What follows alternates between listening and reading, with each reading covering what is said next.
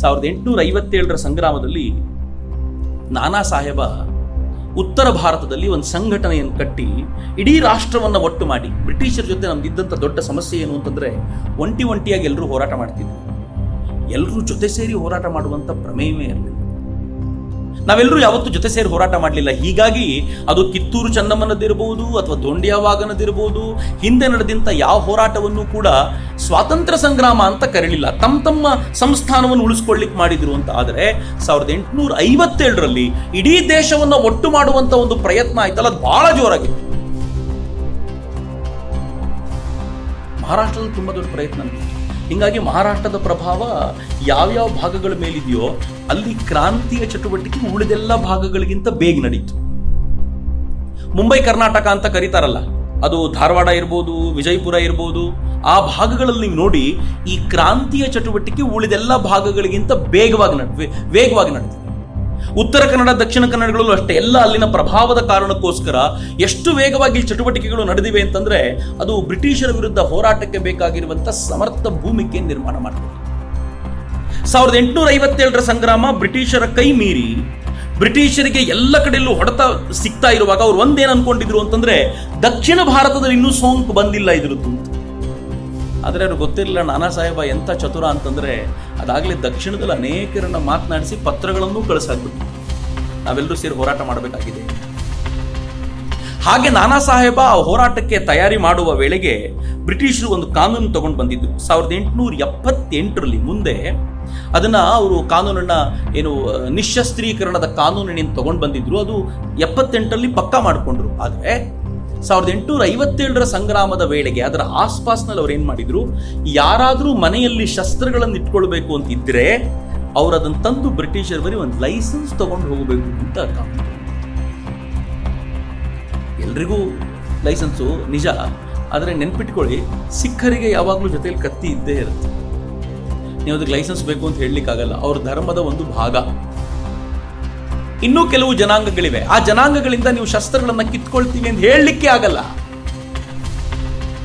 ಬೇಡರ ಜನಾಂಗ, ನೀವು ಬಿಲ್ಲು ಬಾಣ ಇಟ್ಕೋಬಾರ್ದು, ನೀವು ಕತ್ತಿ ಇಟ್ಕೊಳ್ಬಾರ್ದು ಅಂದ್ರೆ ಮತ್ತೇನ್ ಬದುಕಬೇಕು? ಅವ್ರು ಬದುಕಿರೋದೇ ಅವುಗಳ ಜೊತೆಗೆ, ಆ ಜನಾಂಗವೇ ಅವುಗಳ ಜೊತೆ ಬದುಕಿದೆ. ಆದರೆ ಬ್ರಿಟಿಷರು ಏನ್ ಮಾಡಿದ್ರು, ಈ ತರದ ಯಾರೇ ಇರಲಿ ಮುಲಾಜು ನೋಡದೆ ನೀವೆಲ್ಲರೂ ಬಂದು ಇವುಗಳಂತಂದು ಒಪ್ಪಿಸಿ ಹೋಗಬೇಕು ಅಂತ ಹೇಳಿದ್ರು. ಈ ಸಂದರ್ಭದಲ್ಲಿಯೇ ಕರ್ನಾಟಕದ ಒಂದು ಭಾಗ ಹಲಗಲಿ ಅಂತ, ಬೇಡರ ಕದನ ನಡೆದಂತ ಒಂದು ಅದ್ಭುತವಾದ ಜಾಗ. ಆ ಹಲಗಲಿಯಲ್ಲಿ ಒಂದು ದೊಡ್ಡ ಹೋರಾಟ ನಡೀತು. ಹಲಗಲಿ ಬಾಗಲಕೋಟೆಯ ಮುಧೋಳ ತಾಲೂಕಿನಲ್ಲಿದೆ. ಮುಧೋಳ ಅನ್ನೋದು ಮುದವಳಲು ಅನ್ನೋಂಥ ಒಂದು ಸಂಸ್ಥಾನವಾಗಿತ್ತು. ಆ ಸಂಸ್ಥಾನದ ಒಂದು ಪುಟ್ಟ ಭಾಗ. ಬಹುಪಾಲು ಬೇಡರೆ ಹಲಗಲಿ ಮತ್ತು ಅದ್ರ ಸುತ್ತಮುತ್ತ ಅಥವಾ ಮುದೋಳದ ಬಹುಪಾಲು ಅವರೇ ಇದ್ದಂತ ಕಾಲ. ಕೃಷ್ಣೆಯ ದಕ್ಷಿಣಕ್ಕಿರುವಂತ ಭಾಗ ಇದು. ಒಂಥರ ಈ ಬೇಡರಿಗೆ ಆಯುಧ ಇಲ್ಲ ಅಂತಂದ್ರೆ ಹೆಂಗೆ ಅಂತಂದ್ರೆ ಒಬ್ಬ ಕಿವುಡನೋ ಕುರುಡನೋ ಅಥವಾ ಕಾಲಿಲ್ದವನೋ ಹೆಂಗಿರ್ತಾನೋ ಹಂಗೆ ಅಂತ. ಆಯುಧ ಇಲ್ವಾ ನಿನ್ನ ಹತ್ರ ಅಂತ ಬ್ರಿಟಿಷರು ಮೊದಲ ಬಾರಿಗೆ ಇವರಿಗೆ ಆಯುಧ ಇಟ್ಕೊಳ್ಬಾರ್ದು ನೀವು ಅಂತಂದ್ರೆ, ಆಯುಧ ಅಂದ್ರೆ ಹೆಂಡತಿ ಇದ್ದಂಗಲ್ಲೇ, ನಿನ್ನ ಹತ್ರ ಏನ್ ಪರ್ಮಿಷನ್ ತಗೋಬೇಕು, ನಾನು ಮದುವೆ ಆಗ್ಬೇಕಾದ್ರೆ ಹೋಗು ಅಂತ ಹೇಳಿದ್ರು. ಅಷ್ಟರ ಮಟ್ಟಿಗೆ ಆಯುಧದ ಜೊತೆಗಿದ್ದಂತ ಜನ. ಆದ್ರೆ ಈಗ ಎಲ್ಲ ಕಡೆ ಈ ನಿಶಸ್ತ್ರೀಕರಣದ ಕಾಯ್ದೆ ಬಂದಾಗ ಲೆಫ್ಟಿನೆಂಟ್ ಕರ್ನಲ್ JB ಸೆಟನ್ಕರ್ ಅವನ ವ್ಯಾಪ್ತಿಗೆ ಮುಧೋಳ ಬರ್ತಿತ್ತು. ಅವನೇನ್ ಮಾಡ್ದ, ಈ ಕಾರ್ಭಾರಿ ಯಾರಿರ್ತಾರೋ, ಈ ವ್ಯಾಪ್ತಿಗೆ ಬರುವಂತ ಕಾರ್ಭಾರಿ ಯಾರಿರ್ತಾರೋ, ಕಾರ್ಭಾರಿ ಅಂತಂದ್ರೆ ಅದ ಜವಾಬ್ದಾರಿ ನೋಡ್ಕೊಳ್ಳೋರು, ಕೃಷ್ಣರಾವ್ ಅನ್ನೋ ವ್ಯಕ್ತಿಗೆ ಒಂದು ಪತ್ರ ಬರೆದು ಈ ಕಾನೂನನ್ನು ಹೇಳಿ ಯಾವ್ಯಾವ ಬೇಡ್ರ ಬಳಿ, ಅಲ್ಲಿರುವಂತ ಯಾರ್ಯಾರ ಬಳಿ ಯಾವ್ಯಾವ ಶಸ್ತ್ರ ಇದೆಯೋ ಅವ್ರು ಅದನ್ನ ಬಂದು ದಾಖಲೆ ಮಾಡಿಸ್ ಹೋಗಬೇಕು.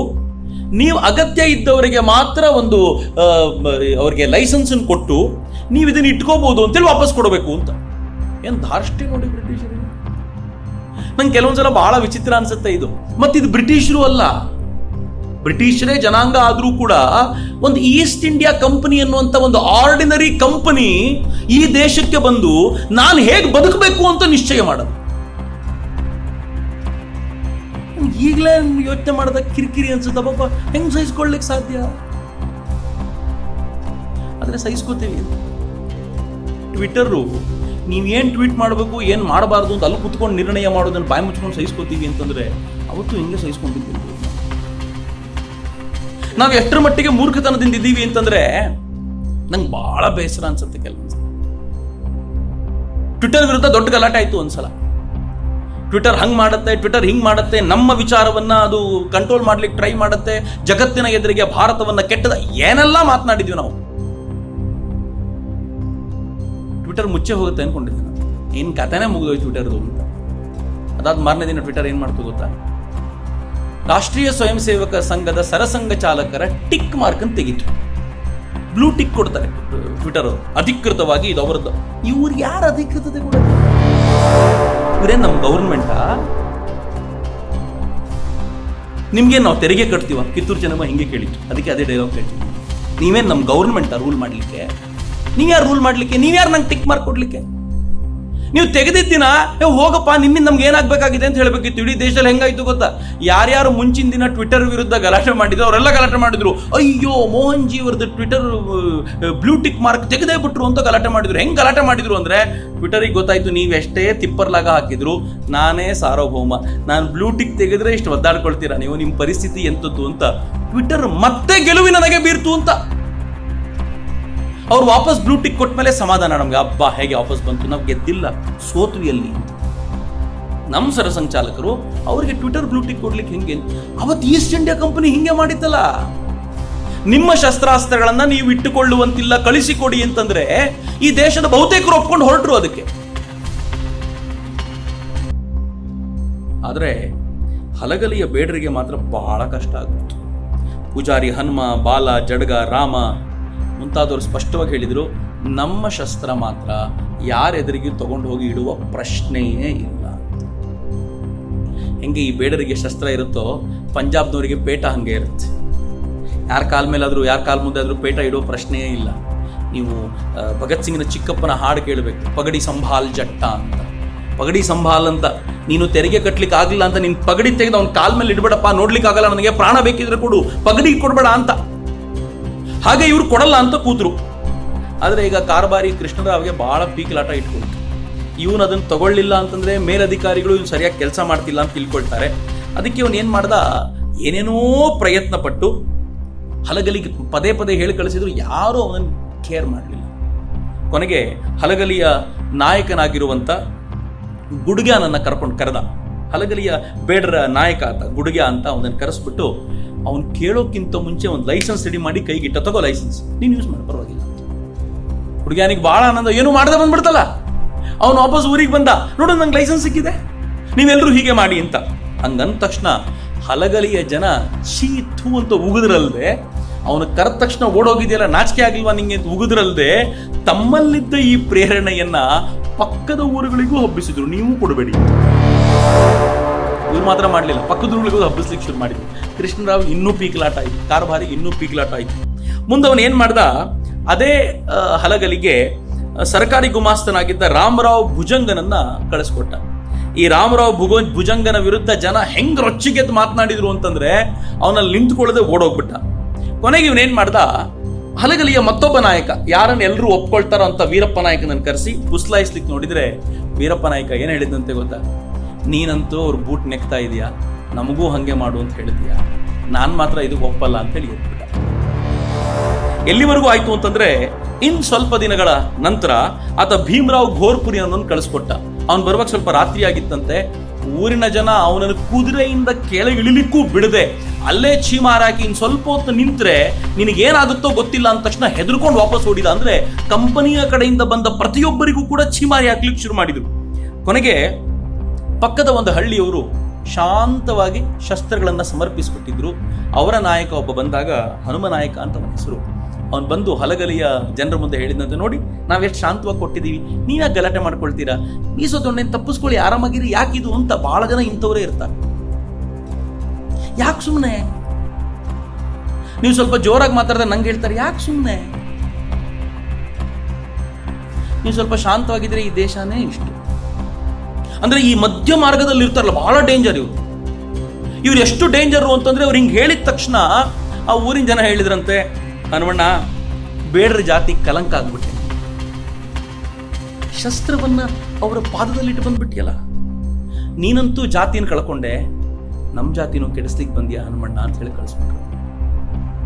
ಏನು ಮಾಡಿದ್ರು ಕಾರುಭಾರಿಯ ಮಾತಲ್ಲಿ ನಡಿಲಿಲ್ಲ. ಈಗೇನಾಯ್ತು, ಲೆಫ್ಟಿನೆಂಟ್ ಕರ್ನಲ್ ಮಾಲ್ಕಮ್ ಯಾಕೆ ಇವ್ರದ್ದು ಬರ್ತಾನೆ ಇಲ್ಲ ಅಂತ ಗೊತ್ತಾಗಿ ಡೀಟೇಲ್ ಆಗಿರುವಂತ ರಿಪೋರ್ಟ್ ಕೊಡಿ ಅಂತ ಕಾರ್ಬಾರಿಗೆ ಬರೆದಾಗ ಅವ್ನು ಬಾರದೇ ಬಿಟ್ಟ. ಆ ಊರಿನ ಜನ ಬಹಳ ಉಗ್ರರಾಗಿದ್ದಾರೆ, ಯಾರು ನಮ್ಮ ಮಾತು ಕೇಳ್ತಿಲ್ಲ, ಏನ್ ಮಾಡಬೇಕು ಅಂತ ಗೊತ್ತಿಲ್ಲ, ತಾವಲ್ದೆ ಪಕ್ಕದ ಊರಿನವರು ಭಡಕಾಯಿಸಿ ಈಗ ಆ ಊರಿನವರೆಲ್ಲ ಒಂದ್ ಕಡೆ ಸೇರ್ಕೊಂಡಿದ್ದಾರೆ, ಅಕ್ಕಪಕ್ಕದ ಊರಿನವರೆಲ್ಲ ಒಂದ್ ಕಡೆ ಸೇರ್ಕೊಂಡಿದ್ದಾರೆ, ಏನ್ ಮಾಡಿದ್ರು ಬಗ್ತಾ ಇಲ್ಲ ಅಂದ. ಮಾಲ್ಕಮ್ ತಲೆನೇ ಕೆಡ್ಸ್ಕೊಳ್ಳಿಲ್ಲ, ಸೇನೆ ತಗೊಂಡೋಗಿ ಅವ್ರ ಕತೆ ಮುಗಿಸ್ಬೋದು. ಒಂದು ಹಳ್ಳಿ, ಪುಟ್ಟ ಹಳ್ಳಿ ಅದು. ಆ ಹಳ್ಳಿಯಲ್ಲಿ ಹೋರಾಟ ಮಾಡಲಿಕ್ಕೆ ಇದ್ದಂತ, ಹೋರಾಟ ಮಾಡಬಲ್ಲಂತ ಗಂಡು ಹೆಣ್ಣು ಎಲ್ಲರನ್ನೂ ಸೇರಿಸಿದ್ರೆ ಹೋರಾಟ ಮಾಡಬಲ್ಲಂತ ಸಾಮರ್ಥ್ಯ ಉಳ್ಳವರು 500 ಜನ ಇದ್ದಿರ್ಬೋದು ಅಷ್ಟೇ. 500 ಜನರನ್ನು ಮಟ್ಟ ಹಾಕ್ಲಿಕ್ಕೋಸ್ಕರ ಬಿಜಾಪುರದ ಅಶ್ವದಳ ಆಕ್ರಮಣ ಮಾಡಲಿಕ್ಕೆ ಅಂತ ಬಂತು. ಹಲಗಲಿಯಲ್ಲಿ 500 ಜನ ಶತ್ರುಗಳನ್ನ ಬಡದಿದ್ದಲ್ದೆ, ಆ ಅಶ್ವದಳದವ್ರನ್ನ ಬಡದಿದ್ದಲ್ದೆ ಹೆಂಗ್ ಓಡಿಸಿದ್ರು ಅಂತಂದ್ರೆ, ಅಲ್ಲಿನ ಲಾವಣಿಲಿ ಒಂದು ಕತೆ ಹೇಳ್ತಾರೆ. ಒಬ್ಬ ಬ್ರಿಟಿಷ್ ಸೈನಿಕ ಕೇಳಿದ್ನಂತೆ, ಊರಲ್ಲಿ ನೀವು ಮಾತ್ರನೋ ಒಳಗೆ ಬೇರೆ ಏನಾದ್ರು ಇದಾರ ಹೋರಾಟ ಮಾಡೋದು, ನೀವೇ ಹಿಂಗೆ ಬಡಿತಿದ್ದೀರಲ್ಲಪ್ಪ ಅಂತಂದ್ರೆ, ನಮ್ಮ ನಾಯಕರನ್ನ ಇಂಥ ಸಣ್ಣ ಪುಟ್ಟ ಹೋರಾಟಕ್ಕೆಲ್ಲ ನಾವು ಕರೆಯಲ್ಲ, ಅವ್ರು ಬಂದ್ರೆ ನಿಮ್ಮನ್ನು ಯಾರನ್ನೂ ಉಳಿಸಲ್ಲ, ಬೇಗ ಜೀವ ಕಾಪಾಡ್ಕೊಳ್ಳಿ ಹೋಗಿ ಅಂದ್ರು. ಅವ್ರು ಎದ್ದೋ ಬಿದ್ದು ಅಂತ ಓಡಿದವರು ಸುಮ್ಮನೆ ಹೋಗ್ಲಿಲ್ಲ, ಇನ್ನು ದೊಡ್ಡ ಸೇನೆ ಬೇಕು ಅಂತ ದೊಡ್ಡ ಸೇನೆಯನ್ನು ಕರೆಸ್ಕೊಂಡು ಬಾಗಲಕೋಟೆಯಿಂದ 28ನೇ ಕಾಲ್ದಳವನ್ನು ಜೊತೆಗೆ ಸೇರಿಸ್ಕೊಂಡು, ಅಶ್ವದಳ ಜೊತೆಗೆ ಕಾಲ್ದಳವನ್ನು ಸೇರಿಸ್ಕೊಂಡು ದೊಡ್ಡ ಸಂಖ್ಯೆಯಲ್ಲಿ ಊರನ್ನ ಮುತ್ತಿದ್ರು. ಆ ಊರನ್ನು ಹೇಗೆ ಮುತ್ತಿಗೆ ಹಾಕಿದ್ರು ಅಂದ್ರೆ, ಇವರು ಕೂಡ ಅದಕ್ಕೆ ಬೇಕಾಗಿರೋ ವ್ಯವಸ್ಥೆ ಮಾಡ್ಕೊಂಡಿದ್ರು. ತಮ್ಮ ಮನೆಗಳಲ್ಲೇ ಕೂತ್ಕೊಂಡು ಬ್ರಿಟಿಷರ ಮೇಲೆ ಗುಂಡು ಹಾರಿಸುವಂತ ಪ್ರಯತ್ನ, ಅನೇಕ ಬ್ರಿಟಿಷರಿಗೆ ಸಾಕಷ್ಟು ಹಾನಿ ಮಾಡಿದ್ರು ಕೂಡ ದೊಡ್ಡ ಸಂಖ್ಯೆಯ ಸೈನ್ಯ, ಅಪಾರವಾದ ಶಸ್ತ್ರಾಸ್ತ್ರ. ನೀವೇನು ಉತ್ತರ ಈಶಾನ್ಯ ರಾಜ್ಯಗಳಲ್ಲಿ ಕಂಡ್ರು ಅದೇ ತರದ ವಾತಾವರಣ. ಆ ಶಸ್ತ್ರ, ಆ ಸೈನಿಕರನ್ನ ಎದುರಿಸುವಂತ ಸಾಮರ್ಥ್ಯ ಇವರಿಗಿಲ್ಲ. ಇವ್ರ ಹತ್ರ ಇರೋದು ಒಂದೇ ಒಂದು, ಅದು ಕೆಚ್ಚು ಮಾತ್ರ, ನಾಡನ್ನ ಉಳಿಸುವಂತ ಕೆಚ್ಚು. ಅದು ಸತ್ಯ ಹೌದು. ಗ್ರೆನೇಡಿಯರ್ ಯೋಗೇಂದ್ರ ಸಿಂಗ್ ಯಾದವ್ ಪರಮವೀರ್ ಚಕ್ರ ಪಡ್ಕೊಂಡಿರುವಂತ ಜೀವಂತ ಇರುವಂತ ಕೆಲವೇ ವ್ಯಕ್ತಿಗಳಲ್ಲಿ, 2-3 ವ್ಯಕ್ತಿಗಳಲ್ಲಿ ಅವರೊಬ್ರು. ಅವ್ರು ನಮ್ದೊಂದು ಕಾರ್ಯಕ್ರಮಕ್ಕೆ ಬಂದಿದ್ದಾಗ ನಮ್ಮಲ್ಲಿ ಒಬ್ಬ ಹುಡುಗ ಕೇಳಿದ, ಸರ್ ನಮಗಿಂತ ಒಳ್ಳೆ ಶಸ್ತ್ರಗಳು ಚೀನಾದವ್ರ ಕೈಲಿದೆಯಂತೆ, ಪಾಕಿಸ್ತಾನದವ್ರ ಕೈಲಿದೆಯಂತೆ, ನಾವು ಫೈಟ್ ಮಾಡ್ಲಿಕ್ಕೆ ಆಗತ್ತಾ ಸರ್? ಒಬ್ಬ ಸೈನಿಕ ಕೊಟ್ಟು ಉತ್ತರ ಏನ್ ಗೊತ್ತಾ, ಮಗು ಯುದ್ಧ ಗೆಲ್ಲೋ ಶಸ್ತ್ರ ಅಲ್ಲಪ್ಪ, ಶಸ್ತ್ರವನ್ನು ಹಿಡಿದವನ್ ಕಲೇಜ ಹೇಗಿದೆ ಅನ್ನೋದು ಯುದ್ಧ ಗೆಲ್ಲಿಸುತ್ತೆ, ಮತ್ತು ಭಾರತದವ್ರ ಹತ್ರ ಜಾಸ್ತಿ ಇದೆ ಅಂತ. ಈ ಹಲಗಲಿಯ ಬೇಡರ ಸಾಮರ್ಥ್ಯ ಇದ್ದಲ್ಲಿ ಬ್ರಿಟಿಷರಿಗೆ ಏನ್ ಮಾಡಿದ್ರು ಇವರನ್ನ ಬಡಿಲಿಕ್ಕೆ ಆಗ್ತಾ ಇಲ್ಲ ಅನ್ನೋ ಸಮಸ್ಯೆ ಶುರುವಾಯ್ತು. ಆಗ ಸೋಜಿ ನಿಂಬಾಳ್ಕರ್, ಬಾಬಾಜಿ ಅಂತ ಅವ್ರನ್ನೆಲ್ಲರೂ ಕರೀತಿದ್ರು, ಅವರು ಆ ಹಲಗಲಿಯ ಅಲ್ಲಿನ ಒಬ್ಬ ನಾಯಕನನ್ನು ಕರೆದು ಹೇಳ್ತಾರೆ, ನೋಡಪ್ಪ ಒಂದು ಕೆಲಸ ಮಾಡು, ಇಲ್ಲಿಂದ ಒಂದು ಪುಟ್ಟ ಪಡೆಯನ್ನ ಕರ್ಕೊಂಡು ನೀನು ಬ್ರಿಟಿಷ್ ಸೇನೆಯ ನಡುವಿನಿಂದ ನುಗ್ಗೋಗ, ಅವ್ರಿಗೆ ಬಡಿತಾ ನುಗ್ಗು. ಆಗ ಅವ್ರು ಏನ್ ಮಾಡ್ತಾರೆ, ನಿನ್ನನ್ನು ಅಟ್ಟಿಸ್ಕೊಂಡು ಬರ್ತಾರೆ. ನಿನ್ನ ಅಟ್ಟಿಸ್ಕೊಂಡು ಹೋದಾಗ ನಮ್ಮ ಮೇಲೆ ಆಗ್ಬೋದಾಗಿರುವಂತ ಪ್ರೆಷರ್, ಅದು ಆ ಒತ್ತಡ ಏನಿರುತ್ತಲ್ಲ ಈ ದೊಡ್ಡ ಸೇನೆದು, ಅದು ಕಡಿಮೆ ಆಗುತ್ತೆ, ನಾವಾಗಿ ಇವ್ರ ಜೊತೆ ಫೈಟ್ ಮಾಡ್ತೀವಿ ಅಂತ. ಏನ್ ಚಂದದ ಆಲೋಚನೆ ಮಾಡಿ. ಸಿದ್ಧನಾಗಿ ಮುಂದೆ ಕೇಳಿದಂತೆ, ಇದನ್ನ ಶಿವರಾಮ್ ಅವರು ಬಹಳ ಚೆನ್ನಾಗಿ ಬರೆದಿದ್ದಾರೆ. ಅವರು ಲಾವಣಿ ಆಧಾರ ಇಟ್ಕೊಂಡು ಬರೆದಿದ್ದಾರೆ. ಬರಿತಾ ಹೇಳ್ತಾರೆ, ನನ್ನ ಗತಿ ಏನು ಅಂತ. ಹಂಗಂದಾಗ, ನೋಡಪ್ಪ ಸಾಧ್ಯ ಆದರೆ ಯುದ್ಧ ಮಾಡು ಕೊನೆ ಕ್ಷಣದವರೆಗೂ, ರಾಷ್ಟ್ರಕ್ಕೋಸ್ಕರ ಅರ್ಪಣೆಯಾಗುವ ಸಂದರ್ಭ ಬಂದರೆ ಅರ್ಪಣೆ ಆಗ್ಬಿಡು. ಏನು ಮಾತು, ಸಾಯ್ತೀನಿ ಅಂತ ಗೊತ್ತಿದ್ದಾಗ ಹೋದವರು ಅವರು. ಮಾಡಬೇಕಾಗಿರೋದೇನು, ತಮ್ಮ ಶಸ್ತ್ರನ ಬ್ರಿಟಿಷರ ಕೈಗಿಟ್ಟಿದ್ರೆ ಮುಗ್ದೇ ಹೋಗಿರ್ತಿತ್ತು. ಆದರೆ ಅದಕ್ಕೆ ಒಪ್ಪಳಕ್ಕೆ ಸ್ವಾಭಿಮಾನ ಅಂತಿರೋದು ಅಲ್ಲಿ ಅಂತ, ಕರ್ನಾಟಕ ಬದುಕಿರೋದು ಆ ಸ್ವಾಭಿಮಾನದೊಳಗೆ ಅಂತ. ಅದು ಹೆಂಗ್ ನಡೀತು ಅಂತಂದ್ರೆ, ಅವರ ಆಕ್ರಮಣ ಇವನು ನುಗ್ಗಿ ಹೋದ. ಸ್ವತಃ ಮಾಲ್ಕಮ್, ಲೆಫ್ಟಿನೆಂಟ್ ಕರ್ನಲ್ ಮಾಲ್ಕಮ್ ಮೇಲೆ ಯಾವ ಪರಿ ಕತ್ತಿ ಬೀಸಿದ್ದ ಅಂತಂದ್ರೆ ಅವನಿಗೆ ತುಂಬಾ ಅವಮಾನವಾಗಿ ತನ್ನ ಪಡೆಯನ್ನು ಕರ್ಕೊಂಡು ಇವನು ಅಟ್ಟಿಸ್ಕೊಂಡು ಹೋದ. ಅವನು ಯಾವಾಗ ಅಟ್ಟಿಸ್ಕೊಂಡು ಹೋಗ್ತಾ ಇರೋ ಸುದ್ದಿ ಇವ್ರಿಗೆ ಗೊತ್ತಾಯ್ತು, ಮನೆ ಒಳಗಿದ್ದ ಸೈನಿಕರೆಲ್ಲ ಆಚೆ ಬಂದು ಹೊರಗಡೆಯಿಂದ ಆಕ್ರಮಣ ಮಾಡ್ಲಿಕ್ಕೆ ಶುರು ಮಾಡಿದ್ರು. ಏನ್ ಮಾಡಿದ್ರು ಬಗ್ಗುವ ಲಕ್ಷಣ ಕಾಣದೆ ಹೋದಾಗ, ಈ ಸೆಟನ್ಕರ್ ಅವನು ಆ ಸೇನೆಯೊಂದಿಗೆ ಇದ್ದವನು ತನ್ನ ಕುತಂತ್ರಿ ಬುದ್ಧಿಯನ್ನು ಅಪ್ಲೈ ಮಾಡ್ಲಿಕ್ಕೆ ಶುರು ಮಾಡಿದ. ಬ್ರಿಟಿಷರು ಇಡೀ ಜಗತ್ತಿನ ಗೆದ್ದಿರೋದು ಈ ಕುತಂತ್ರದ ಬುದ್ಧಿಯಿಂದಲೇ, ಇನ್ಯಾವ ಬಲದಿಂದಲೂ ಅಲ್ಲ. ಏನ್ ಬುದ್ಧಿ ಅಂತಂದ್ರೆ, ಇವರೆಲ್ಲ ಒಳಗಿದ್ದಾರಲ್ಲ, ಒಂದ್ ಕೆಲಸ ಮಾಡಿ, ಊರಿಗೆ ಬೆಂಕಿ ಹಚ್ಬಿಡಿ. ಎಲ್ಲ ಮನೆಗಳು ಮರದಿಂದ ಮಾಡಿದಂಥ ಮನೆಗಳು, ಕೆಲವೊಂದ್ಸಲ ತೆಂಗಿನ ಗರಿಗಳು ಇವೆಲ್ಲವನ್ನೂ ಕಟ್ಕೊಂಡು ಮಾಡ್ಕೊಂಡಿರುವಂಥ ಮನೆಗಳು. ಬೆಂಕಿ ಹಚ್ಚಿದಾಗ ಮನೆಗಳೇ ಧಗಧಗಿಸುವುದು. ಒಂದ್ ಕಡೆ ಅಂತೂ ಹತ್ತಿಯ ಗೋಡನ್, ತುಂಬಾ ದೊಡ್ಡ ಮಟ್ಟದಲ್ಲಿ ಹತ್ತಿನ ತುಂಬಿಸಿರ್ತಿದ್ರು. ಅದಕ್ಕೆ ಬೆಂಕಿ ಹಚ್ಚಿದ್ದೊಳಗೆ ಅದ್ರ ಒಳಗೆ ಒಂದು 20-22 ಜನ ತೀರ್ತಿದ್ರು. ಆ ಧಗೆಯನ್ನು ತಾಳಲಾಗಿದೆ. ಅನೇಕ ಹಿರಿಯರು, ವೃದ್ಧರು, ಅವರೇನಾದರೂ ಒಳಗಿಂದ ಆಚೆ ಬರ್ಲಿಕ್ಕಾಗದೆ ಆ ಧಗೆಯೊಳಗೆ ತೀರ್ಕೊಂಡ್ರು. ಕೊನೆಗೂ 290 ಜನರನ್ನ ಬ್ರಿಟಿಷರು ಸೆರೆ ಹಿಡಿದ್ರು. ಧೈರ್ಯವಾಗಲ್ಲ, ಗಂಡಸ್ತನದಿಂದ ಸೆರೆ ಹಿಡಿದಿದ್ದಲ್ಲ. 19 ಜನ ಮುಖಂಡರನ್ನ ಗುರುತಿಸಿದ್ರು. ಊರಿಗೆ ಲೂಟಿ ಮಾಡಿದ್ರು. ಆ ಊರಲ್ಲಿ ಕತ್ತಿ ಸಿಗತ್ತಾ, ಯಾರ್ದಾದ್ರೂ ಮನೆಯಲ್ಲಿ ಚಿನ್ನದ ಒಡವೆಗಳಿವೆ, ಎಲ್ಲವನ್ನೂ ಆ ಸೈನಿಕರು ಕೆಟ್ಟದಾಗಿ ಲೂಟಿ ಮಾಡಿದರು. ಕೊನೆಗೆ ಮುಧೋಳದ ಸಂತೆ ನಡೆಯುವಾಗ 1857 ಡಿಸೆಂಬರ್ 11ಕ್ಕೆ 13 ಜನರನ್ನ ಆ ಸಂತೆಯಲ್ಲಿ ಗಲ್ಲಿಗೇರಿಸಿದರು. ಉಳಿದ 6 ಜನರನ್ನ ಹಲಗಲಿ ಕರ್ಕೊಂಡು ಬಂದು ಅಲ್ಲಿ ಅವರನ್ನು ಕೊಲ್ಲಲಾಯಿತು. ಹಲಗಲಿ ಅನ್ನೋ ಪುಟ್ಟ ಊರನ್ನ ಗೆದ್ದ ಸಂಭ್ರಮ ಬ್ರಿಟಿಷರಿಗಿರಬಹುದು, ಆದರೆ ತನ್ನ ಶಸ್ತ್ರವನ್ನು ಕೊಡಲ್ಲ ಅನ್ನೋ ಕಾರಣಕ್ಕೋಸ್ಕರ ಪ್ರಾಣಾರ್ಪಣೆ ಮಾಡಿಕೊಂಡ ಸ್ವಾಭಿಮಾನಿ ಜನಾಂಗ ಎನ್ನುವ ಸಂಭ್ರಮ ಇವತ್ತಿಗೂ ನಮಗಿದೆ ಅಂತ. ಅದು ಕರ್ನಾಟಕದ ಶಕ್ತಿ ಅಂತ. ಈ ಕಡೆ ನನಗೆ ಈ ಹಲಗಲಿಯ ಬೇಡರ ಬಗ್ಗೆ ಹೇಳುವಾಗ, ಓದುವಾಗ ಯಾವಾಗಲೂ ಅನ್ಸೋದು, ಕೆಲವೊಂದ್ಸಲ ಜಾತಿ ಅನ್ನೋದು ತುಂಬಾ ಸ್ಟ್ರಾಂಗ್ ಆಗಿದೆ. ಬೇಡರ ಜನಾಂಗ ಅದು ತಲೆ ತಗ್ಗಿಸಬಾರದು ಎನ್ನುವಂತ ಒಂದಿದೆಯಲ್ಲ, ರಜಪೂತರ ಜನಾಂಗ ಅದು ತಲೆ ತಗ್ಗಿಸಬಾರದು ಅಂತ. ಮರಾಠರು ತಲೆ ತಗ್ಗಿಸೋದ? ಹೀಗಿತ್ತು. ತಲೆ ತಗ್ಗಿಸೋದು ಅಂದ್ರೆ ಏನು? ನಾನು ತಲೆ ಎತ್ತಿ ನಿಲ್ಲಿ ನಿಂತುಕೊಂಡು ಇಡೀ ಭಾರತವನ್ನು ತಲೆ ಎತ್ತುವಂತೆ ಮಾಡಬೇಕು ಅಂತ. ಆದ್ರೆ ಇವತ್ತು ಜಾತಿ ಹೆಂಗ? ನಮ್ಮವ್ರು ಮಿನಿಸ್ಟರ್ ಆಗಿಲ್ವಾ? ನಮ್ಮವ್ರಾಗದೇ ಇದ್ರೆ ಪ್ರತಿಭಟನೆ ಮಾಡ್ತೀವಿ. ರಾಜ್ಯಕ್ಕೆ ಒಳ್ಳೇದ? ರಾಷ್ಟ್ರಕ್ಕೆ ಅಗತ್ಯವ? ಯಾರು ಬೇಕಿದ್ರು ಆಗ್ಲಿ. ನಾವು ಎಷ್ಟು ಕ್ಷುಲ್ಲಕ ಮಟ್ಟಕ್ಕೆ ತಂದು ನಿಲ್ಲಿಸಿದ್ದೀವಿ ಅಂತ. ಜಾತಿ ಅನ್ನೋದು, ನೀವು ಜಾತಿ ಅನ್ನೋದು ಯಾರಲ್ಲಿ ನೋಡ್ಬೇಕು ಗೊತ್ತೇನು? ಈಗಲೂ ಸೈನಿಕರಲ್ಲಿ ನೋಡ್ಬೇಕು. ಅವನಲ್ಲಿ ಈಗಲೂ ರಜಪೂತನ ಜಾತಿ ಇದೆ. ಜಾಟ್ ರೆಜಿಮೆಂಟ್ ಅಂತ ಈಗಲೂ ಕರೀತಾರೆ. ಅವ್ರು ಜಾಟ್ ರೆಜಿಮೆಂಟ್ ನಿಮ್ದು ಅಂತ ಕೇಳಿದಾಗ ನಮ್ಮ ಜಾತಿಯಿಂದ ಇವರು ಮಿನಿಸ್ಟರ್ ಆದ್ರ ಅಂತೆಲ್ಲ ಕೇಳಲ್ಲ. ಏನ್ ಕೇಳ್ತಾರೆ ಗೊತ್ತೇನು? ನನ್ನ ಜಾತಿಗೆ ಎಷ್ಟು ಪರಮವೀರ್ ಚಕ್ರ ಬಂದಿದೆ ಗೊತ್ತಾ? ನನ್ನ ಜಾತಿಗೆ ಎಷ್ಟು ವೀರ್ ಚಕ್ರ ಗೊತ್ತಾ? ಎಷ್ಟು ಜನ ಪ್ರಾಣಾರ್ಪಣೆ ಮಾಡಿದ್ದಾರೆ ಗೊತ್ತಾ ನನ್ನ ಜಾತಿಯವರು? ಏನ್ ಹೆಮ್ಮೆ ರೀ ಅದು. ಒಂದು ಗೋಲ್ಡ್ ಮೆಡಲ್ ಸೈನ್ಯದ ಒಬ್ಬ ಹುಡುಗನಿಗೆ ಬಂತಲ್ಲ, ಆ ರೆಜಿಮೆಂಟ್ ಅವ್ರು ಹೆಂಗ್ ಸಂಭ್ರಮ ಆಚರಿಸ್ತಿರ್ತಾರೆ ಗೊತ್ತಾ? ನಮ್ಮ ರೆಜಿಮೆಂಟು ಹಕ್ಕು ಅಲ್ಲ, ನನ್ನ ಕರ್ತವ್ಯ ಏನು ಅನ್ನೋ ಪ್ರಶ್ನೆ ಇದೆಯಲ್ಲ, ಅದು ಬರಬೇಕಿತ್ತು. ಆ ಕರ್ತವ್ಯದ ಪ್ರಶ್ನೆ ಬೇಡರಿಗೆ ಇದ್ದಿದ್ರಿಂದಲೇ ಇವತ್ತು ಈ ಕಾರ್ಯಕ್ರಮದಲ್ಲಿ ನೆನಪಿಸ್ಕೊಳ್ಲಿಕ್ಕಾಯ್ತು. ನನ್ನ ಜಾತಿಯವ್ರಿಗೆ ಮಿನಿಸ್ಟರ್ ಮಾಡಲಿಲ್ಲ ಅನ್ನೋರ್ನ ನೀವಿನ್ನು 50 ವರ್ಷದ ನಂತರ ಆದ್ರೂ ಯಾರಾದ್ರೂ ನೆನಪಿಸ್ಕೊಳ್ತೀರಾ ಅನ್ಕೊಂಡಿದ್ದೀರಾ? ಯಾರು ನೆನಪಿಸ್ಕೊಳ್ಳಿಲ್ಲ. ಇತಿಹಾಸದ ಕಾಲಗ್ರಹದಲ್ಲಿ ಕೂತು ಹೋಗ್ತಾರ. ದುಃಖದ ಸಂಗತಿ ಅಷ್ಟೇ.